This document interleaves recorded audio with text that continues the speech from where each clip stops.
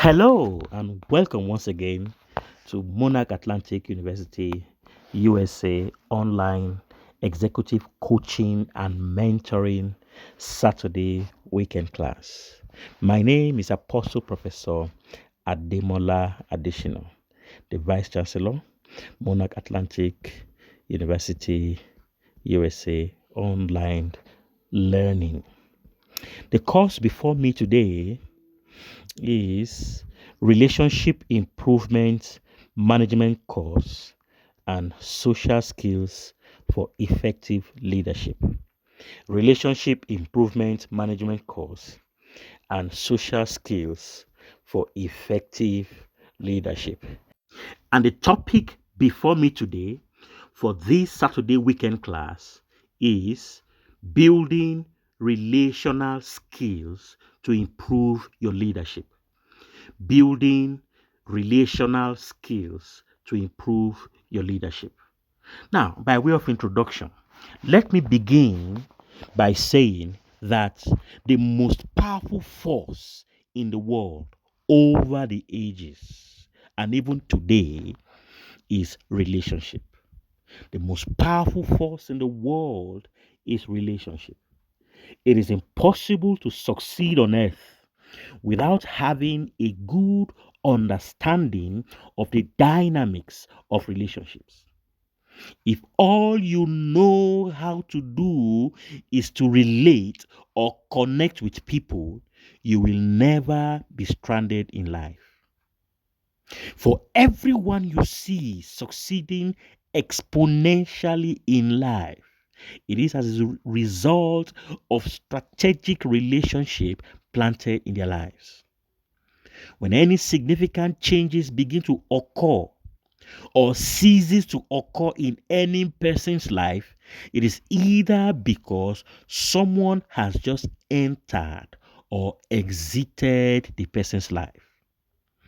Each time the enemy wants to destroy any life, he strategically begins to deprive such a one from the right relationships by planting wrong relationships, around such a one.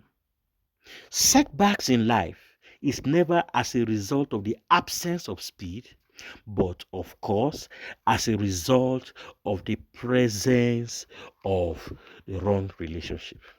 Today, in this class, before we go ahead to dissect the topic that says building relational skills to improve your leadership, let me begin by examining 7 places you ought not to waste your energy.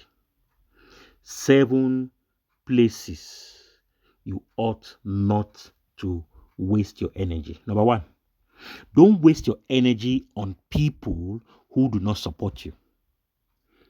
Let their rejection be your greatest and most powerful motivation. Number 2, don't waste your energy on what others think about you. Everyone is entitled to their opinion. You can't prevent people from forming either a positive or negative opinion about you. After all, it is their mind. And, the negative opinion of people about you cannot take a strand of hair from you. Neither can it add a cubit to your height. In this life, there are people who will never like you. Reason because your spirit irritates their demons. Your presence around them irritates their demons. Number 3, don't waste your energy on a one-sided relationship. Now, one thing I want you to take to heart today is this. Life is about contribution and not collection. If you are a giver, know your limits, because takers don't have limits. They just keep taking and taking until they wear you out. You know a good relationship when, there are mutual benefits. You know, when, the benefits in the relationships are mutual, both parties enjoy, the value and the valuables derived as a result of the relationship. Number 4, don't waste your energy on the people who need you only occasionally. Now, don't waste your energy on people who only call you when they want to use you. Every strategic destiny relationship requires a robust investment of time, treasure, and talent. We nurture relationship. We are expected to build relationship. But when you find a relationship whereby people only call you only when they want to use you, only when they want to get something from you, only when they need you, those are not your friend. These are people only taking advantage of you. Number 5, don't waste your energy on solving problems that aren't yours. In this life, one thing I must drive into our spirit today is that we should select our battles. Select your battles. Don't keep dabbling into people's battles, especially when you don't know the origin.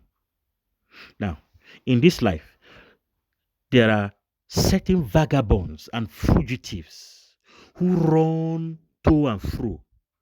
They run to you in distress. And most of them may be under God's disciplinary agenda or judgment. So to embrace such ones is to embrace their bullets. To embrace such one is to embrace their strokes of canes. To embrace such one is to embrace their lashes of cane. To embrace such ones is to embrace their punishment. Number 6, don't waste your energy on doing things just to stay distracted. Now, you see, God is a God of speed, but not a God of rush. That is very instructive. God is a God of speed, but He is not a God of rush. Why? Speed, you must understand that speed is never a friend when you are in the wrong direction. If you are not with God, even though God is a God of speed, if you are not with God, if you are in the wrong direction, speed is never a friend. So, for speed to be your friend, you must make sure that you are in the right direction. Once you are distracted, once you lose focus, speed is not your friend. Whatever you keep doing that keeps you distracted will certainly take you far away from your destination. Number 7, don't waste your energy on impressing somebody who isn't interested. We are commanded in scriptures to love, but we are also given, and we are at liberty to choose whom, we choose to we choose to hang around. Now, who you hang around determines what hangs around you. So, by way of counsel, learn to stay where you are celebrated and not just where you are tolerated. Now, today, we're going to look at how to build relational skills to improve your leadership. So, we're going to be looking at I'll just mention 3 points for you today, and subsequently we'll take it further. How to build relational skills. to improve your leadership. Surveys of executives from around the world shows that relational skills are in great demand. And so they need to improve these skills and put them to use in a changing corporate culture. Fortunately, relationship skills are something that can be learned. Now, we want to look at three relationship skills, three relational skills that will help you improve your leadership, that will help you improve your people skill, to help you improve your social skills. The very first one I want us to look at today is self-awareness. Self-awareness. When we talk about self-awareness, you must be self-aware. Boosting your self-awareness includes knowing your strengths and your weakness, and also it's the impact. It includes knowing the impact of your behavior on others, knowing the impact that your behavior has on others. You see, so the first step to building more effective relationships start with being practical and assessing your own abilities, your strengths, and your weakness. Increase your self-awareness by starting to pay attention to how you interact with people around you, whether your co-workers, your colleagues, your seniors, your subordinates, and the rest of them. Gauge your reactions to them and take note of how they physically or verbally respond to you. You can do that if you are, in your office, and just try when you are, when you are sequestered in your office, you try as much as possible to make eye contact when you are talking. Watch the mannerisms, watch the body language, when you interact with your people. And also observe yourself also. Put yourself in their shoes. Your manner of speaking, the language you are using, your manner of communication. Are we getting it? So if you have got people, disparate at other sites, make a visit. Don't just rely on phone and email to build that relationship. Don't wait for them to come to you. And if you are limited to only on-screen communication, make sure your virtual communication is as effective as possible. So the first assessment will help you grasp your standing with your employees, your employers, your co-workers, or your colleagues. Once you have become more aware, start taking constant steps to eliminate weak points and strengthen skills you already have. The second way to build relational skills that will improve your leadership is number 2, connect with others at all levels. Connect with people at all levels. Now, relationships don't just take place in vacuum.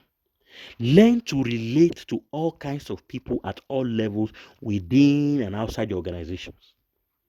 That helps a good, effective executive expand their view of the people who work for the company. Successful executives involves others, and it's impossible to involve other people if there isn't a connection with which to start. Relationships come from, actively listening and sharing information. That happens in good times and in bad times. Only listening, and getting directed information from team members can help an executive involve those affected in any decisions or changes. So by listening and sharing, and expanding their corporate view, executives can be proactive in finding solutions. Good relationships are based on handling problems in a positive ways. Even tough decisions can be made more palatable if delivered in a positive manner that doesn't alienate others. The best managers learn to find common ground and they know how to be diplomatic. So we must understand that to be an effective executive, you must learn how to find a common ground, and then you have to be diplomatic. Yeah. The third way of building relational skills to improve your leadership is number 3, be realistic about conflicts. Now, the most practical relationship skill building tool involves being realistic. Recognize that almost every decision or moves come with conflicting sets of circumstances. Good relationship skills can keep conflict and disagreement to a minimum. Simply because parties may conflict, that doesn't mean an effective leader can't walk through the challenge. Calm the conflict. Build a spirit of cooperation. And then you will find yourself creating, a common ground, an equal level playing ground for relationships to thrive. Thank you very much for your attention today. Once again, my name is Apostle Professor AAdeshinaPhD. Until I come your way again, keep shining the light, keep improving on yourself, and keep believing in our vision that says raising leaders and making kings. Have a blessed weekend.